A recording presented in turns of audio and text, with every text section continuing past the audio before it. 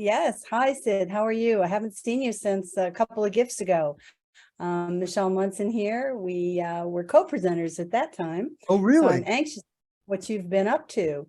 He, So he has done nothing since you last saw him. I doubt that very Nothing, much. nothing at all. I have done a lot of things.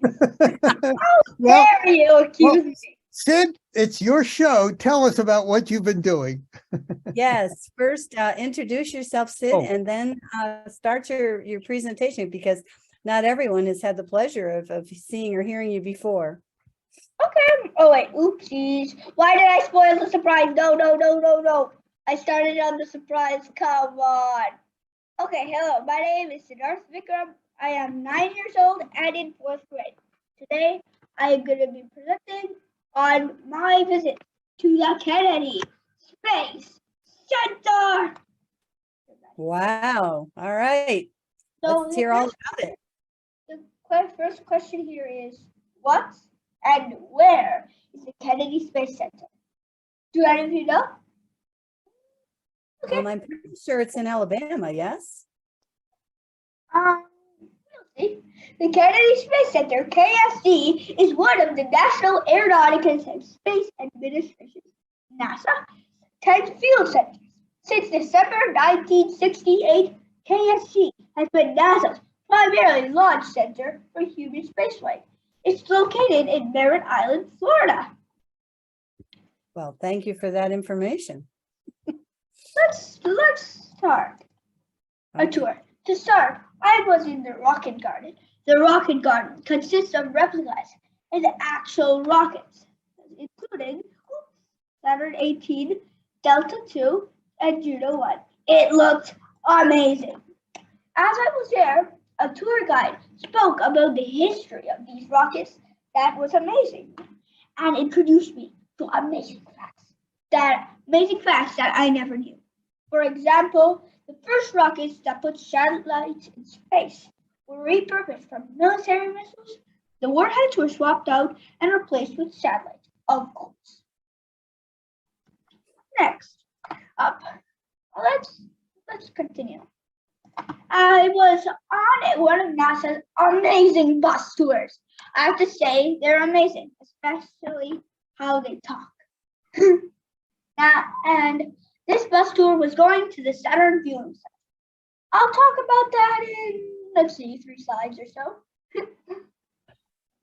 So as I was going, I passed the Vehicle Assembly Building, the VAB. It is huge. Let's give you an idea. You see those stripes on the US flag? A school bus could fit in one of those stripes.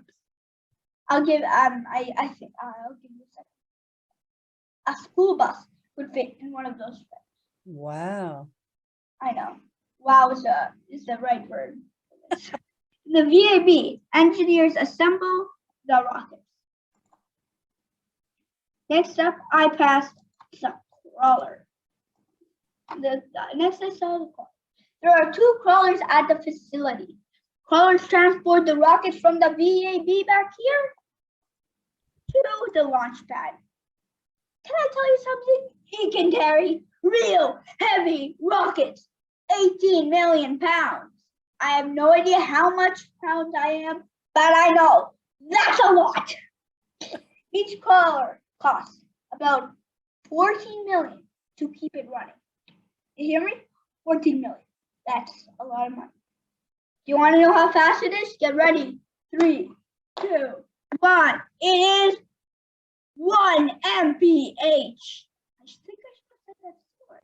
The crawler uses 2,500 gallon fuel tanks to ensure the crawler makes a 16-hour, 8.4 mile round trip.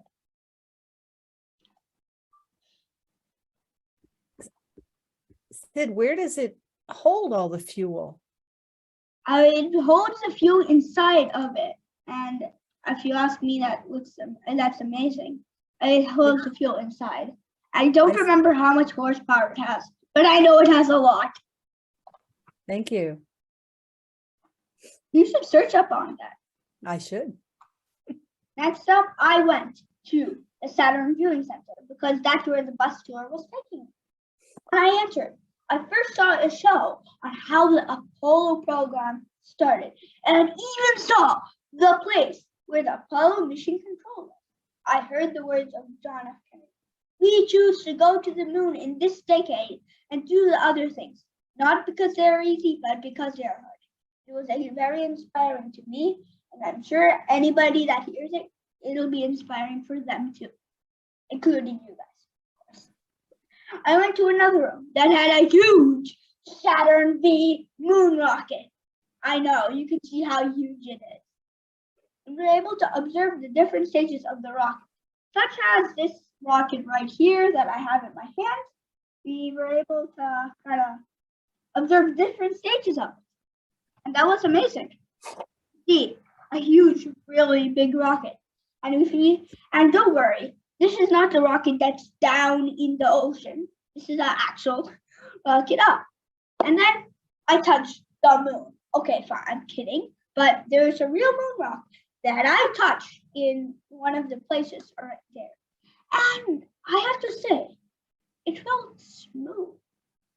Any ideas? Okay, I'll just spoil it because so many people have been touching it for so long. And I just went to the exhibit hall. The exhibit hall had a spacesuit covered in moon dust. I know, that was so cool, like kind of grayish on it. And there was an Apollo capsule that looked very interesting. Slide, moon tree garden. In the moon tree garden, it has trees that are descendants of the original moon trees, grown with seeds astronaut Short Rosa carried to the moon on Apollo 14. The garden's figure-8 shape represents the spacecraft's slingshot trajectory it took to the moon. Well, back to the visitor center, and next stop, Space Shuttle Atlantis. After that, I went back to the visitor center. We headed straight to the Atlantis exhibit. There was a very informative session why the space shuttle program was created and how it helped space travel. I heard that much of the International Space Station, ISS, was carried in parts on the shuttles and assembled in space. Then in the huge exhibit hall, I saw the real space shuttle Atlantis. You can see that photo there, that it is huge, it is cool, it is amazing, and it is interesting. There's plenty of fun activities right there, like moonwalk, controlling a robotic arm, and there other cool stuff. I got to ride the Space Shuttle Simulator. The ride was designed to show you all the sounds, all the vibrations, everything experienced by the crew during a launch. It was very thrilling. I even felt a clang. This is the slight tilt of the rocket 6 seconds before launch when the engines fire up to full capacity. You know how when you start your car, you go back a little bit? That's kind of how the clang works. So here's the start part of this. The launch. Starlink Falcon 9 launched December 28, 2022. As we were leaving, someone told us about an upcoming launch at 3 a.m. And we sat back and relaxed. No, of course not. We went to it at 1 a.m. in the morning. We drove in a car. There was a delay, so the launch happened at 4 a.m. It was very dark, and I couldn't really see the rocket. And we were arguing on where to keep the stroller for my brother when suddenly a huge reddish-white mass started going up. I couldn't see the rocket. And you see that? Does that look like the sun rising? I believe so, but no, it's actually the rocket launching. It was actually an oval flame, but on cameras, for some reason, it looks like a sun. Well, that's not amazing enough as the boom I heard when it broke the sound barrier. That was also amazing. I saw the smoke coming up from the bottom as the rocket kept going up until it looked like one of the millions of stars. You can read up, you can search up Starlink Falcon 9 launch and learn about it. So so next star of the show part. My idea, the fuelless rocket. Since gifts about innovation, after my presentation, shouldn't I have some innovation in it? Well, I do. And this is the fuelless rocket. So here are the details of this amazing rocket. What I think will work is that the launch is that there's a magnet at the bottom of the rocket and another magnet of the same pole under it. And around the rocket, there are magnets with the same pole. I know that there's a lot of pushing and shoving with it. And it is held down so it just doesn't boost off. But when the launch occurs, the rocket gets released of the hold, giving it a big boost to launch. I think that the same idea, if it applies reverse, could be used to land the rocket on Mars or the moon.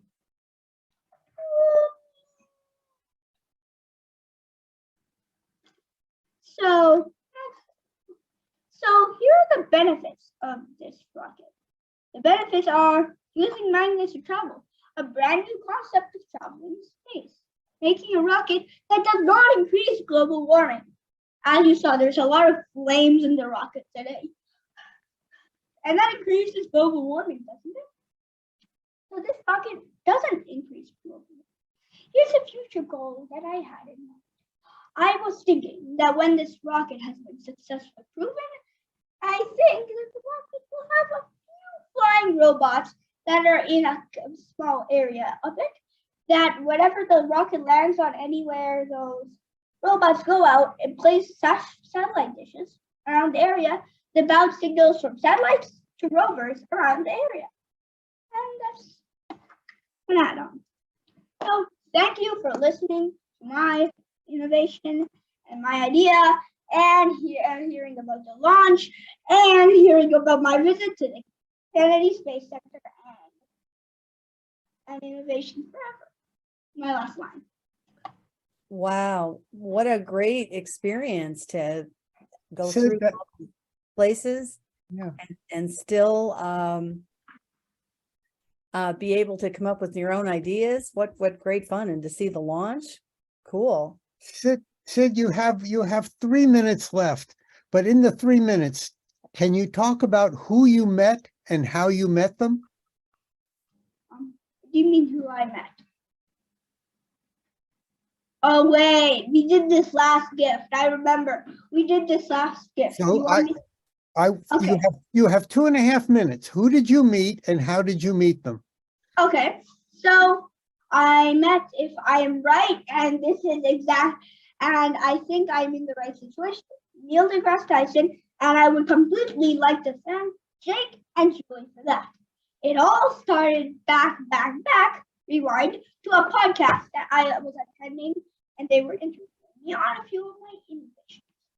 So at the end, they were like, if there's 2 people that you would like to meet, one person that you would like to meet, who would it be? Well, I had 2 people that I desperately wanted to meet in my mind.